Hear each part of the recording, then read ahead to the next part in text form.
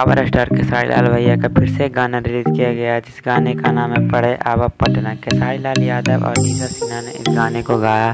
बेहद खास होने वाला ये सॉन्ग, बहुत ही गजब खेसारी लाल ने इस सॉन्ग में किया। और ये गाना बता देते हैं स्पीड रिकॉर्डिंग से रिलीज किया गया, एक दिन हो गया, करीब इस पर 1.5 मिलियन व्यूज आ चुके हैं दोस्तों। इस गाने में खेसारी लाल भैया ने इस तरह से एक्टिंग किया है ना कि मत पूछो यार। इस तरह के खेसारी लाल के जितने भी फैन हैं मेरे चैनल पे, जितने लोग जुड़े हैं, चैनल को जरूर सब्सक्राइब करें और बेल आइकन को दबाना ना भूलें दोस्तों।